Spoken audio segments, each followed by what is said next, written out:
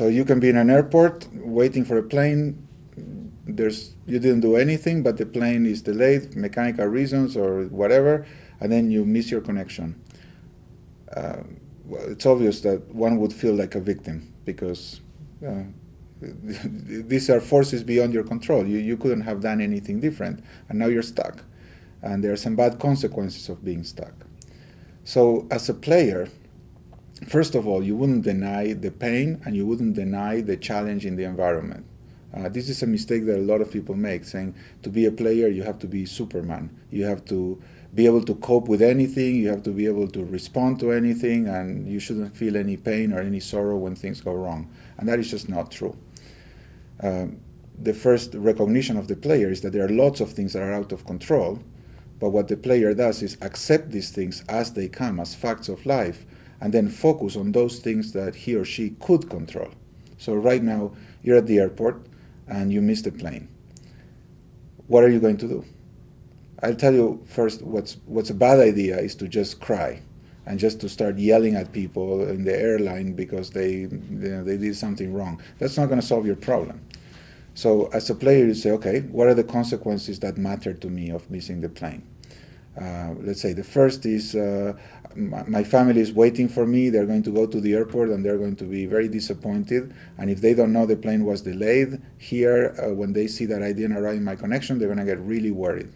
So first step, as a player, I can call.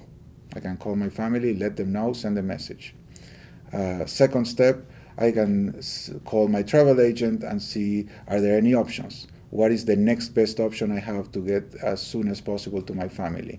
What are the prices of these options? And get a menu of possibilities. I may call my wife and ask her to do the same thing at the same time of the travel agent and see if she can find options that the travel agent wouldn't have seen. Once I have the menu of options, I will look at the costs and the trade-offs. Let's just say that there are options and some of them are more expensive and get me home. Some of them are less expensive, but they require more time. And then, well, I have to make a choice. I may call my family and discuss with them what makes sense for all of us. Let's just say I'm going to spend the night at the airport, or I'll take a plane the next morning. The next thing is, okay, what can I do tonight? I can spend the night fuming and upset, alone, kicking and screaming in my hotel room. Or I can say, okay, I have a night in town, what's the best I can do? Maybe there's a movie I would like to see, or maybe I was working all the time, I didn't get to see the town, so I can go to a nice hotel and spend some sweet time, getting to know the place that I've been working in. So those are the options that you would have as a player.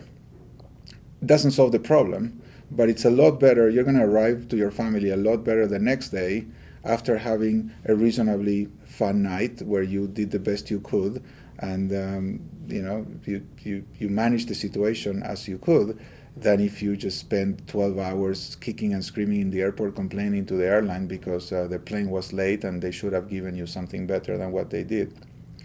Step two, as a player, you can ask yourself, how did I contribute to this? And you may say, well, are you crazy? What do you mean? How I didn't contribute at all. I was at the airport, the plane was delayed, I lost my connection, and now I'm going to be late. Say, okay, yes, but did you think that this could happen?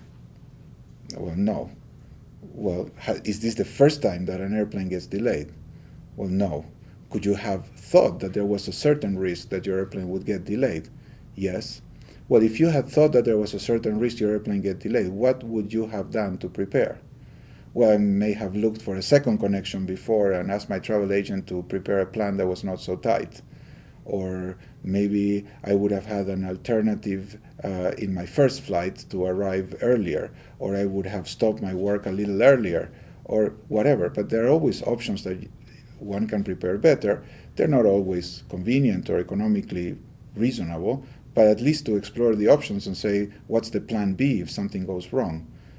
And you would say, well, but not having plan B is not contributing to the airplane not departing on time. So that's true. But not having a plan B is contributing to your feeling of helplessness when the airplane does not depart on time. You couldn't have done anything about the airplane departing on time, but you could have done something to prevent that sense of helplessness when confronted with the event. And that's what being a player means. You're always asking, is there something I could do to take care of my concern in the face of difficult circumstances? And that can happen in the midst of the circumstances, it can happen before the circumstance, it can happen after the circumstance. Because let's just say you missed the plane and you couldn't find an alternative and you got late and it was a big mess. Well, at least you can redeem the experience by learning from it. You pay the heavy price. I mean, you pay a high price for the lesson.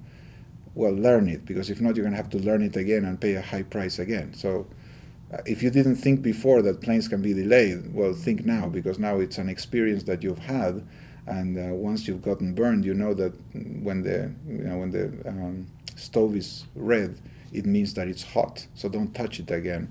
And I mean, nothing can take away the burn that you already have, but at least this experience can help you prevent a future one.